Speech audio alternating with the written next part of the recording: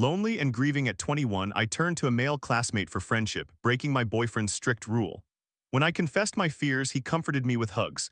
Now I've spiraled into guilt, wondering, was I cheating? How do I reclaim my peace? It began 2 summers ago when I was in Brazil with my boyfriend.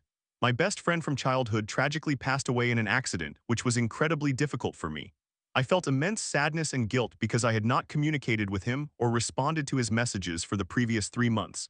My boyfriend had insisted that I was not allowed to talk to any other men, not even my old friends. I left Brazil to attend the funeral, much to my boyfriend's disappointment, as his family lives in Brazil and I was supposed to stay there with them. However, I had to go. I remember feeling that my boyfriend did not understand how devastating this loss was for me. During this time, I felt very alone and deeply hurt by the loss of my friend. Eventually, my boyfriend and I had many arguments while he was in Brazil and I was back home. I expressed to him that I felt uncared for, among other things. He informed me that he was trying to enjoy his time with his family, which I understood since he rarely got to see them. Yet we ended up with a lot of tension, and amid my emotional pain, I threatened to end our relationship. Although we had made threats before, this time it felt more serious. I told him no, that I was just angry and assumed that like usual we would work things out. However, this time felt different. He called me and expressed uncertainty about our future, mentioning how he wanted his children to be raised with his family in Brazil one day. This was a shocking revelation for me, plunging me into deep distress. I could not eat, lost 15 pounds, and struggled to sleep, experiencing the lowest point of my life out of fear of losing him. Although we eventually reconciled, I was now filled with fear. Previously, I had thought we would get engaged that summer and believed he would propose, but now he seemed to want to break up. He assured me that he did not want that, yet for the first time, I genuinely questioned whether he wanted to be with me. When he returned to the States, our interactions felt awkward. I was consumed with the fear that he might leave me and felt sadness about our lack of an engagement. After returning to college, during which we attended different schools, things remained strange between us. I felt insecure, uncertain of his feelings, which heightened my anxiety. This junior year of college was particularly challenging. My best friend and former roommate moved off campus, making it rare for me to see her. Additionally, my sister, my current roommate, was always with her boyfriend, and many of my close friends had graduated.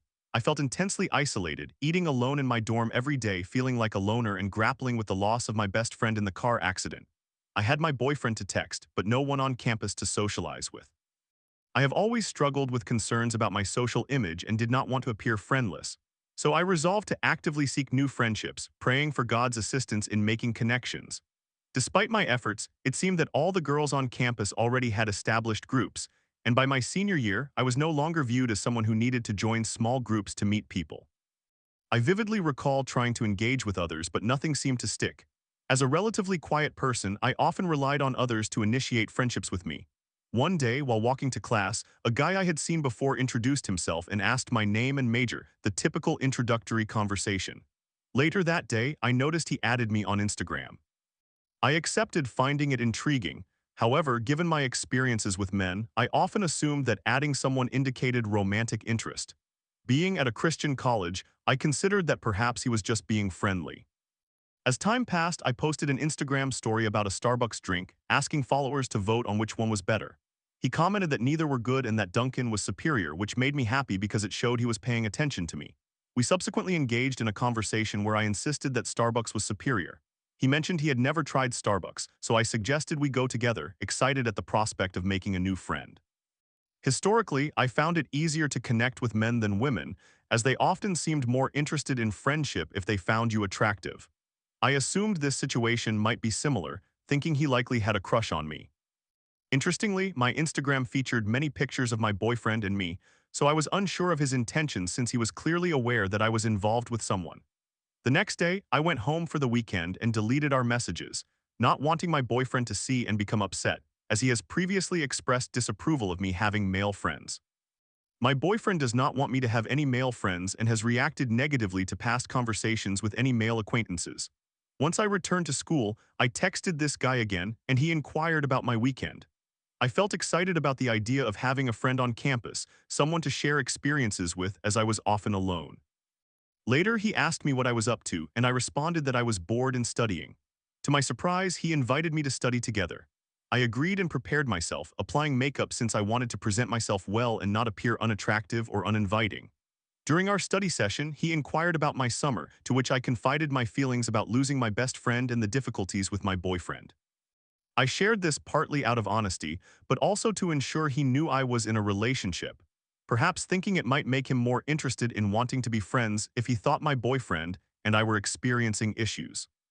I was uncertain if he liked me, but I had noticed in the past that many of my male friends had secret crushes on me without admitting them until later, which sparked my desire for friendship.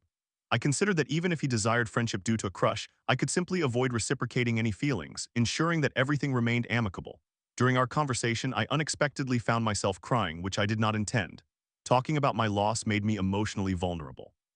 He offered me a comforting hug when we parted, seemingly empathetic to my emotions. Afterward, I texted him to apologize for my emotional breakdown, feeling foolish for being so open. He reassured me that it was perfectly all right and expressed being glad to listen. I thought about how he was a Christian and perhaps simply trying to be kind. A few days later, I bumped into him again while getting coffee and we chatted, which made me happy. We talked about various topics and I introduced him to one of my female friends. He shared details about his family and his celebrity crushes when I brought up the subject of preferences. I carefully navigated our conversation, ensuring I did not flirt with him. Eventually, I asked if he wanted to get Starbucks after class, and to my delight, he agreed to pick me up. On our way, he casually talked to me about his background and family. During our conversation, he asked how my boyfriend and I were doing. Reflecting on it now, I recognize that I was aware that sharing my concerns could possibly prompt him to hope for a breakup so he could have a chance with me. However, I was certain I would never end my relationship with my boyfriend, so I didn't see anything wrong in what I was saying. I appreciated having someone listen to me, giving me attention and making me feel cared for. As I spoke about my worries, I consistently concluded with affirmations of love for my boyfriend, reiterating my commitment because I genuinely wanted to be with him. A part of my frustration with my boyfriend stemmed from my desire for him to propose already, as marriage was something I longed for.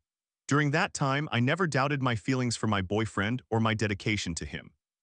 I brought up my female friend again, attempting to establish a connection between them and gauge his response, curious if he expressed interest in her as an indication of his feelings toward me. He stated that he liked her, which concerned me. If they started dating, I feared being left isolated once more, like when my sister was occupied with her boyfriend.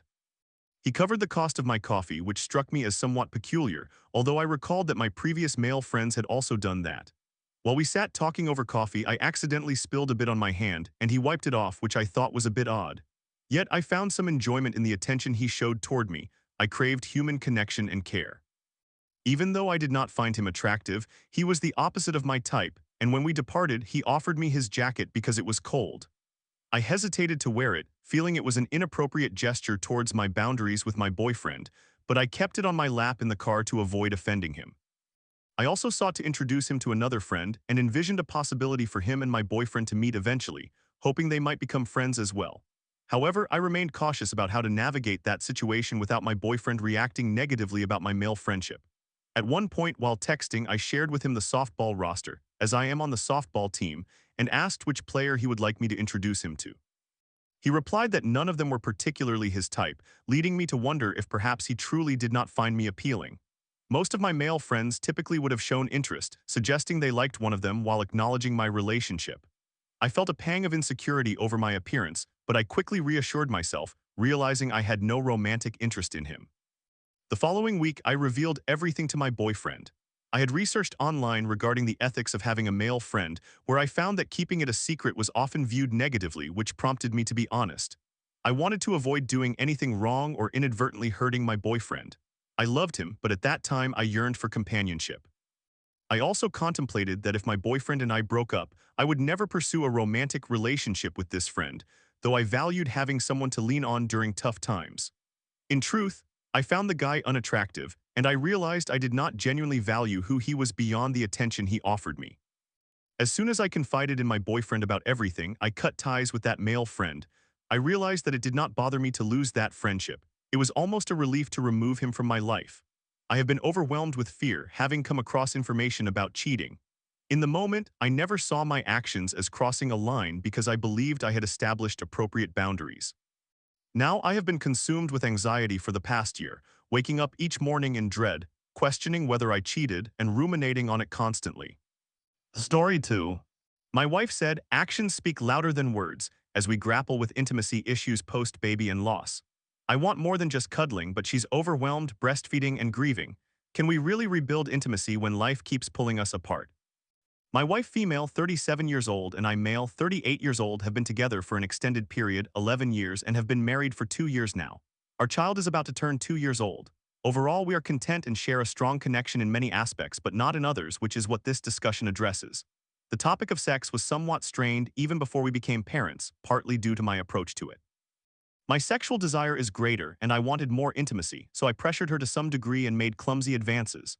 We even attended therapy for a brief period regarding this issue, and in hindsight I am uncertain whether it was the therapy or our own efforts that contributed to our progress. The topic had become excessively prominent, which is certainly significant, yet it also diminished the lightness of our interactions. Perhaps it was a combination of both. Following that period, we discovered a fairly satisfying approach to sex that was mostly attentive, focused on intimacy, and reasonably consistent without necessarily involving penetration. Sex transformed into a more positive aspect of our relationship, and we alleviated the burdens associated with it. Overall, although I would have preferred more variety in our sexual experiences, I had come to terms with the situation because it only functions when both partners meet halfway, and the genuine closeness we experienced was already fulfilling. In recent years, we have experienced both positive and negative events that have significantly impacted us and altered our identities as individuals. I am not certain if I underwent a significant hormonal change. As my desire has remained quite high, I typically have the higher sex drive and initiate sexual activities, but becoming a father did affect my libido. I found satisfaction in the role, and naturally we had completely different challenges to devote our energy to during the initial period with our child. The conception phase, which, to be honest, I expected to be brief because I was eager to become a father and did not want to worry about it, although a little more sex would not have been unwelcome, was short, as my wife became pregnant immediately after our first attempt. Nonetheless, I did not feel a lack of intimacy for a long time, and I managed my own needs. Now, however, my desire is returning. However, shortly after our child was born, we unexpectedly lost my wife's mother, which understandably created a significant emotional void and altered everything for us. For my wife, this was the loss of her closest companion and confidant, a grief that cannot be articulated. We are now on high alert, undoubtedly traumatized in some way, and we also have concerns about the other grandparents. Consequently, we transitioned from the highest highs to deep lows, and I can clearly sense the emotional turmoil my wife is undergoing. There is still much that needs to be processed. In addition to fatigue and feeling overwhelmed, she is still breastfeeding frequently, especially at night, stress, and nearly no time for just the two of us, all of which already complicates intimacy. We are dealing with another layer to this issue. And yet my desire is gradually returning. In theory, and from our limited conversations on the subject, I am aware of the current situation and what an appropriate next step would entail. She believes we first need to establish a foundation of intimacy devoid of sexual activity, involving conversations, cuddling, communication, listening, and understanding each other. I comprehend this quite well and am eager to work on it. As discussed previously, we are at a point where we must relearn both physical and emotional intimacy together. But this time, other emotions and issues are also vying for our attention. I also believe that modifying the division of caregiving could provide my wife with some relief. While our child can sometimes fall asleep with me, my wife primarily handles the nights, which are often very exhausting for her. During the daytime, I spend a considerable amount of time engaging with our child, which I enjoy, allowing her some personal time or opportunities for her hobbies. Luckily, my job permits this to some extent, but there is still room for improvement. Managing the mental load is also occasionally challenging. I will conclude here. This has become quite lengthy, and it is difficult to convey the full complexity of our situation. I have already outlined some potential solutions, but I feel it would be beneficial for me to gain a deeper and more practical understanding, beyond mere theory, through external perspectives on what is transpiring and what a harmonious path forward could entail for both of us. I created a small to-do list for myself that includes sharing caregiving responsibilities without needing to be prompted, taking the initiative to see what needs to be done, staying fit and active, managing projects. The garden is extremely important to her, engaging in listening and cuddling, and prioritizing dates whenever possible, even if it is just for an hour. I sometimes wish I could reduce my consumption of pornography, but currently it is the only form of sexual stimulation I have, and I cannot seem to eliminate it. She understands. I sent her a short message indicating that I have noticed an increase in connection and desire on my part through cuddling and caregiving. We enjoyed a holiday and a short vacation together last week, which seems similar to her experiences. She replied that she did not fully read it because actions speak louder than words, emphasizing that we have started a journey and should not hinder it with empty language. I understand her perspective because I believe that excessive talk can stifle sexual momentum, but effective communication is essential. She stated that if there is ever a problem and I wish to address a concern, I should tell her in person. How can we cultivate intimacy in our marriage and work towards establishing a healthy sexual relationship? In summary, I have a long-term relationship with my wife, and after having a child, we have faced loss and mourning, leading to a lack of intimacy on mental, physical, and sexual levels, which is becoming a pressing issue again.